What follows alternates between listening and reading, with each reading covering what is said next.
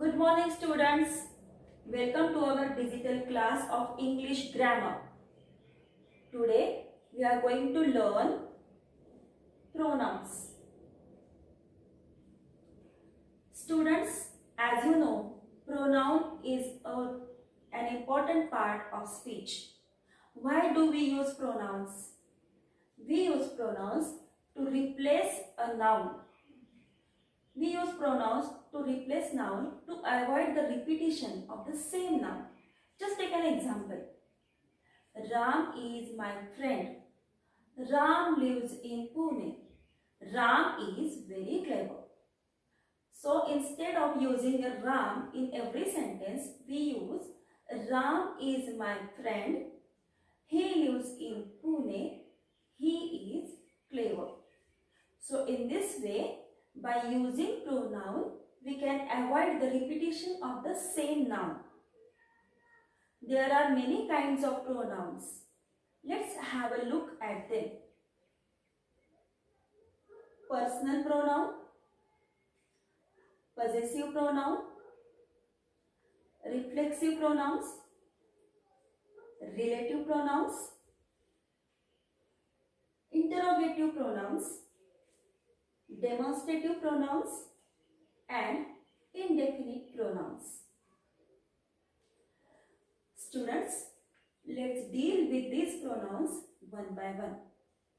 First one is personal pronoun. Personal pronoun, as the word shows, deals with a name of person. Personal pronouns are used to replace a noun that name a person, and it may be used in subject and object case. There are all personal pronouns we know. I, me, we, us, they, he, she, it, him, her, many of them. Just take an example. He sang at the party. He is personal pronoun. Please give me the ticket. Me is personal pronoun. Now let's turn to the next type of pronouns. They are possessive pronouns. As the word shows, possessive pronouns show the possession of something. Possessive pronouns are mine, ours, yours, his, hers, theirs, and so on. Let's see some of the examples of possessive pronouns. You can use Nisha's umbrella. I will use mine. Mine is possessive pronoun. Are you using your pen, or is that hers? Hers again is possessive pronoun. So both possessive pronouns are there, and you can see easily that they come at the end of the sentence. After this, let's turn to the next type of pronoun. They are reflexive pronouns. Reflexive pronouns are used mostly to emphasize the speaker. Myself, yourself, himself, herself, and so on. I did this myself. What does it show? I emphasize myself. See some more examples. I bought myself a bag. We enjoyed ourselves thoroughly. Diya hurt herself while cutting vegetables. So this is a very easy type you can easily use in your sentences. After reflexive pronouns, there are relative pronouns. Pronouns that refer to a noun mentioned before in the sentence are called relative pronouns. Students, all the WH words, as you know, they are used as relative pronouns. Who, whom, that, which, whoever, whomever, and so on. How the pronouns are used? See the examples. A polyglot is a person who knows many languages. So who? This relative pronoun refers to a polyglot. Have you tried on the shirt which I gave you? Which this relative pronoun refers to the shirt. This is the lady who anchors the news sports program on television. Who refers to the lady.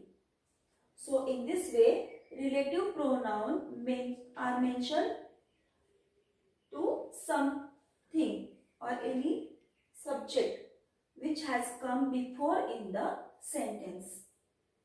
After relative pronouns, we come to the next type of pronoun, that is interrogative pronoun. Same words, WH words, they are used here also, but when WH words are used to begin questions, they function as pronouns because they are used in places of the noun that the question is about. Such pronouns are called interrogative pronouns. What does it mean in short? That interrogative pronoun takes the place of subject in a sentence. That's why they are called interrogative pronouns, and all the WH words are interrogative pronouns when they are used in the beginning of the sentence, beginning of the question. See the examples. What are your hobbies? What? Interrogative pronoun. When were you born? When? Interrogative pronoun. Then there is another type of pronoun, that is demonstrative pronouns. Demonstratives, as you know well, are only four: this, that, these and those. These demonstratives are used to point out or demonstrate object or people. Let's see some of the examples here. That is a well-designed book.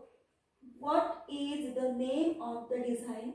So that here is a demonstrative pronoun. This is the Indian contingent. Doesn't it look grand? So this is again a demonstrative pronoun.